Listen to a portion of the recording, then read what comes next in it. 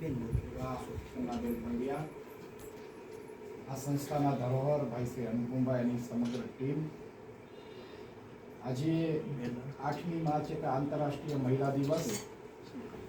અનુપમભાઈના અભિનંદન એટલા માટે આપીશ કે આજે 5 બહેનોનું સન્માન કરવાનું છે.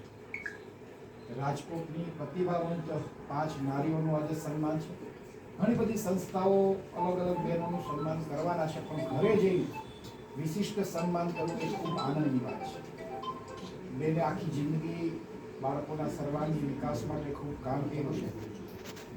આનંદ એ વાતનો થાય કે ચાણક્યની વાત આપણે બધાને ખબર છે કે શિક્ષક કભી સાધારણ નહીં હોતા, પ્રલય और निर्माण उसकी गोद में पड़ते. પાછળ રાષ્ટ્રપતિના વરદ હસ્તે એવોર્ડ મળે, ગુજરાતના મુખ્યમંત્રીના હસ્તે અને હાલના વડાપ્રધાનના હસ્તે એવોર્ડ મળે, અને આટલા બધા એવોર્ડ અહીંયા જ્યારે જોઉં છું ત્યારે હું ચોક્કસ માનું છું કે બેને જે કંઈ કામ કર્યું હોય છે એ ઇન્સ્પિરેશન દરેક લોકોને મળે એવું કામ કર્યું હોય છે.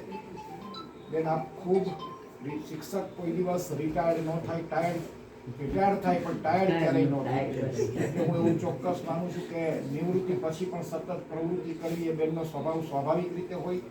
એમાં કાંતાશ્રી વિકાસ ગૃહ જેવી સંસ્થાની અંદર સુશીલાબેન અને હીરાબેનના માર્ગદર્શન નીચે જેને કામ કર્યું હોય એટલે સ્વાભાવિક રીતે બેનને અસંખ્ય વિદ્યાર્થીઓનું ઘડતર કર્યું હોય છે. લાખો વિદ્યાર્થીઓ એમની નીચેથી પસાર થયા છે. બેન આપનું પ્રદાન સમાજને હંમેશા મળતું રહે, આપનું સ્વાસ્થ્ય ભગવાન ખૂબ સારું રાખે અને હજી સમાજને આપની સેવા મળતી રહે એવી આપને વંદન કરીને પ્રાર્થના કરું છું.